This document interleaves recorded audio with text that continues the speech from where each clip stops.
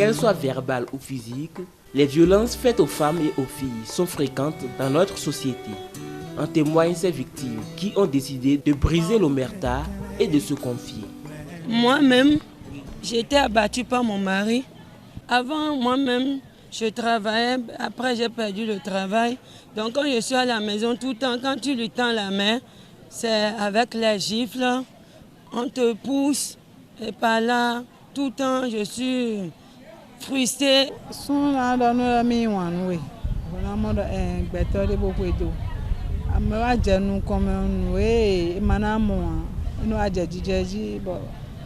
Ina jo video kojinwe alo bohoro kono na he kaka je bade me même fille ne présentement dio file biero kocheji bi dio we amo enne ka so dia e pourtant on mo gbedi bono ho kan kaka bono he e wa glon wa mo sans social di do ha mi wedi o fille Le 1er janvier, j'étais partie au stade de l'amitié pour pouvoir prendre une thé quand la personne m'a parlé. Donc je marchais à pied quand la personne m'a encore rappelé que de venir à PEC au niveau du PK14. Donc en allant là-bas, moi je crois que c'était chez lui, alors que ce n'était pas chez lui, c'était chez un ami. Je ne sais pas qu'est-ce qu'ils ont dit à ses amis et ses amis sont partis. Donc il restait moi avec lui. Donc il me demandait de prendre de la boisson. J'ai dit non. Il a dit qu'elle voulait faire rapport avec moi. Moi, je lui ai carrément refusé. J'avais porté un pantalon que moi-même, je ne pouvais pas enlever et que c'est mes petits frères qui m'enlèvent. Donc, je ne sais pas comment elle est arrivée à m'enlever parce qu'il a tenu mes 2 bras derrière en me matalisant. Donc, c'est lui qui m'a violée et le sang s'est commencé par couler. Donc, je n'arrive pas bien. Mes yeux tournaient en rond quoi. C'est justement pour lutter efficacement contre ces formes de violence à l'égard des femmes ainsi que toutes les autres formes de discrimination que le gouvernement a créé par décret le 21 juillet 2021 l'Institut national de la femme. L'organe, placé sous tutelle de la présidence de la République, a pour mission d'œuvrer à la promotion des femmes au plan politique, économique, social, juridique et culturel. À ce titre, il fait en outre l'état des lieux sur la problématique de toutes ces formes de violence. Voici par exemple les statistiques de cet institut en une année d'activité. Au cours de la première année d'exercice de l'Institut national de la femme, nous avons recensé 156 plaintes. Nous avons remarqué que le nombre de ces plaintes s'accroît chaque mois avec plusieurs cas de viols sur mineurs, d'agressions sexuelles aggravées, de violences patrimoniales et j'en passe. C'est dit que le phénomène a la carapace dure et il n'y a que notre engagement pratique et notre mobilisation continue pour le vaincre. Les violences basées sur le genre déshumanisent progressivement notre monde sous nos regards, le plus souvent inconsciemment approbateurs, parfois délibérément complices et quelques rares fois timidement réprobateurs. Des chiffres qui témoignent de l'existence de ce phénomène. Des chiffres qui pourraient augmenter si toutes les victimes brisaient le silence pour dénoncer. Mais la dénonciation est un autre combat que les activistes mènent au fait de convaincre les victimes à se confier, ce que beaucoup refusent pour nombre de raisons.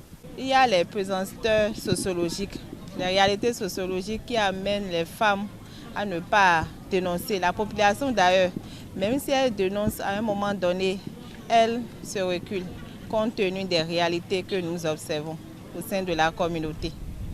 Ou soit elles ont peur, elles n'ont pas confiance en elles-mêmes, elles se disent je n'ai personne, quand je vais dénoncer telle personne, ma vie serait comment, la prise en charge par rapport à mes enfants serait peut-être hypothéquée. Tellement de questions elles se posent et elles s'abstiennent à faire les dénonciations. La question qui s'impose à chaque fois qu'on parle de violence physique sur les femmes, en l'occurrence dans le couple, c'est bien évidemment qu'est-ce qui peut pousser un homme à porter la main sur sa compagne. Les Cotonois en parlent.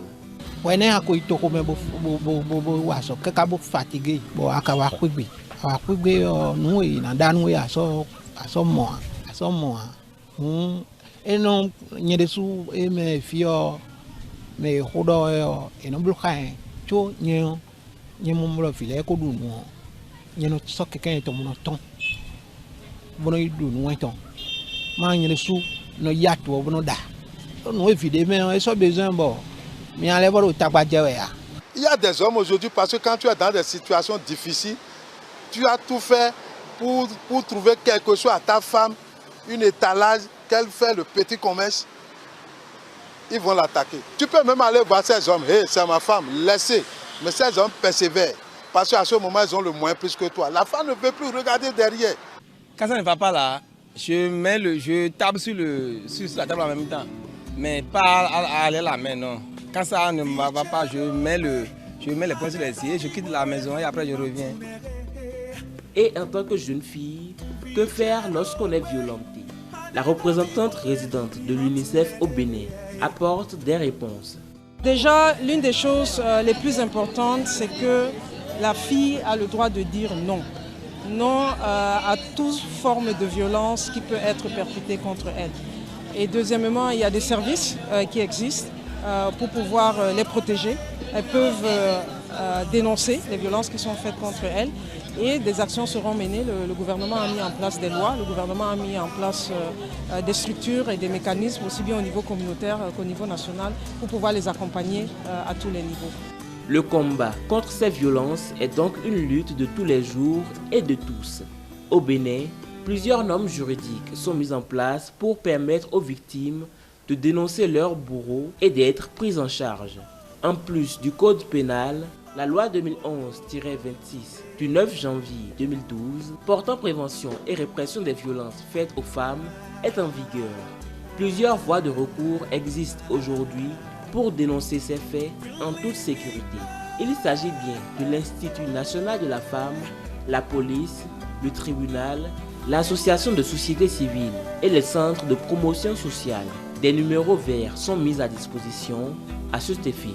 Pour véritablement réduire à néant le taux de violence à l'égard des femmes, les spécialistes restent convaincus que la meilleure solution reste l'éducation des filles et des garçons.